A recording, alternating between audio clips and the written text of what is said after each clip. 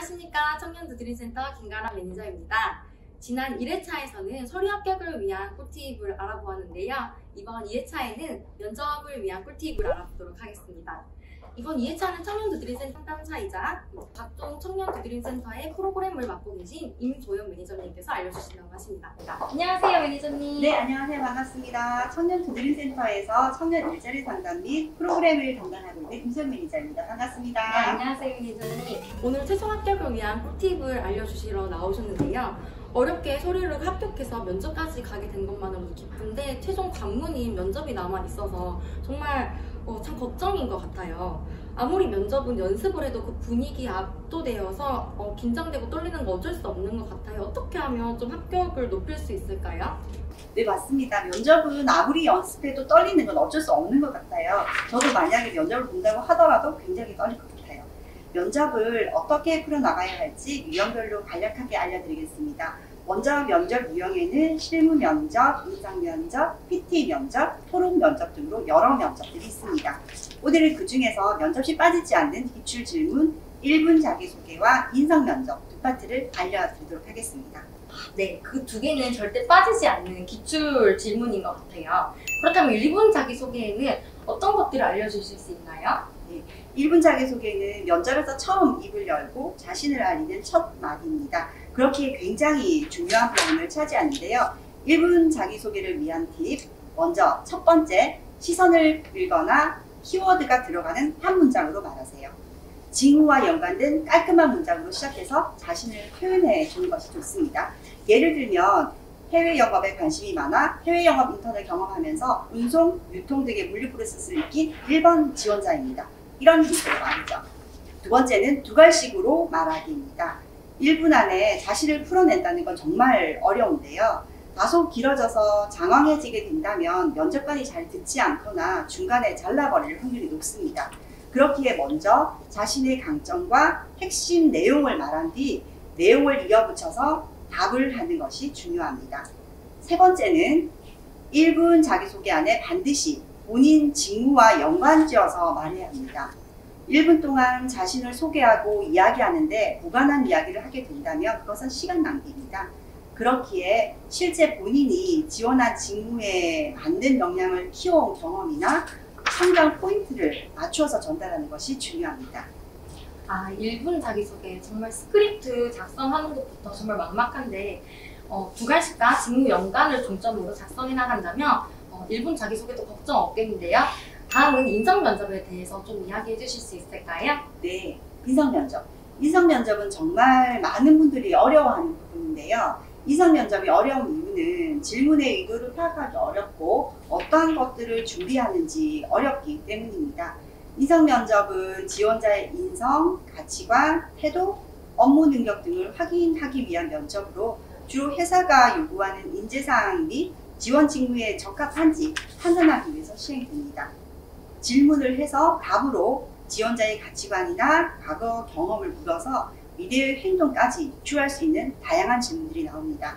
그렇기에 지원자들은 지원한 기업의 인재사항은 물론 직무에 대한 정확한 파악은 기본이고 면접관의 질문 의도를 파악한 후에 본인의 생각을 간결하고 조리 있게 말하는 것이 중요합니다.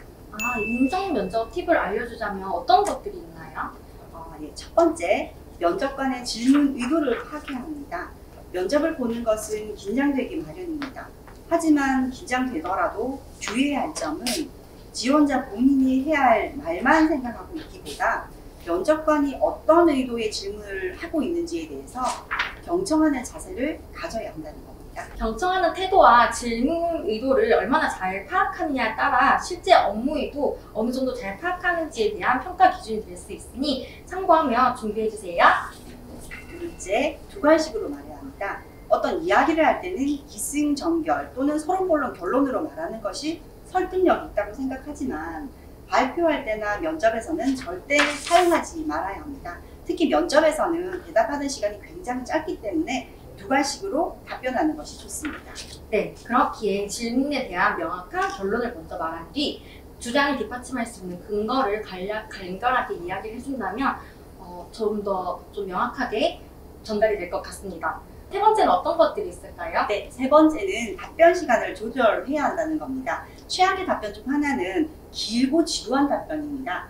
온갖 수식어를 다 모아서 길게 발언하는 것이 아닌 핵심만 간결하게 정리해서 답변하는 것이 좋습니다. 답변 길이는 대략 20에서 40초가 적당합니다. 또 지원자들이 가장 많이 하는 실수가 자신의 경험에 대해서 묻는 질문에 대해서 어떤 스토리를 장황하게 답변하는 경우예요. 이때는 사건의 핵심과 행위 중심으로 답변할 수 있도록 준비해 주세요. 네 번째는 첫째, 둘째, 셋째로 고주화시켜서 말해주세요. 지원 동기, 문제 해결을 위한 방안과 전략 또는 입사 후 포부 등에 대해서 답변이 길어지거나 체계적으로 말해야 할 때는 첫 번째, 두 번째 이런 표현을 통해서 전달하도록 합니다. 이러한 방법은 답변을 하는 지원자가 정확한 전달을 할 수 있게 만들고 듣는 면접관이 내용을 보다 정확하게 이해할 수 있기 때문에 꼭 구조화시켜서 연습해 주세요. 자, 다섯 번째는 솔직함과 진정성을 구분해 주세요. 대답을 사실인 것 마냥 부풀려도 이렇게 면접관들을 속일 수가 없기 때문에 솔직하게 대답하는 것이 가장 좋습니다. 그렇지만 이제 면접관이 듣고 싶은 답변과 자신의 솔직한 답변이 일치하지 않는다면 솔직하다고 하더라도 면접관에게 좋은 평가를 받기는 힘듭니다. 그렇기 때문에 면접에 있어서는 최대한 진정성을 갖춰서 답변하는 것이 좋으니 주의해서 답변해 주세요. 네. 그렇다면 예상 질문들이 있다면 어떤 것들이 있을까요? 예를 들면 살면서 실패한 경험은 무엇인가? 우리 기업 입사를 위해서 어떤 노력을 했는지 말해보시오. 그리고 교우 관계는 어땠는가? 이런 질문들이 있다고 보시면 됩니다. 정말 인성 면접 정말 어렸을 때 연습을 충분히 해야 답변을 할 수 있을 것 같은데요. 정리해 주신 대로 좀 정리를 한다면은 문제 없겠는데요. 면접이라는 게 당장 준비한다고 생각하면 정말 막막할 거예요. 서류 전형을 넣는 동시에 합격을 하든 불합격을 하든 면접을 준비해야 된다고 생각합니다. 그것이 조금 시간 낭비라고 느껴지신다면 경험들을 정리해 놓는 것도 한 가지 좋은 방법입니다. 예를 들면 갈등 경험에 따른 경험적인 에피소드 정리나 문제 해결 능력에 대한 경험 정리 등 이렇게 경험을 정리하는 것이 중요합니다. 네, 그렇죠. 경험을 미리 정리해준다면 나중에 사업 면접이나 인성 면접을 준비할 때도 좀 더 수월하게 준비할 수 있습니다. 그리고 지원자의 자신감 있는 목소리, 그리고 말투, 그리고 눈맞춤까지 모두 신경 써야 하고 자신의 모습을 동영상으로 찍어서 확인해보는 것도 좀 좋은 방법이라는 걸 알려드립니다. 이렇게 오늘 면접에 대한 팁을 알아보았는데요. 소영선생님 오늘 어떠셨나요? 조금이나마 제가 도움을 드릴 수 있었다면 정말 감사합니다. 네, 매니저님 오늘 정말 감사드리고요. 요즘 다 모두가 힘든 시기인데 특히나 취준생 분들이 가장 힘들 거라고 생각합니다. 저희도 여러분들의 취업을 위해서 정말 열심히 생각하고 프로그램도 짜보고 정말 열심히 할 테니 여러분들도 지치지 마시고 좀 열심히 하셔서 좋은 결과 있으시길 바랍니다. 네, 이상 오늘 두드림 유튜브였습니다. 감사합니다. 감사합니다.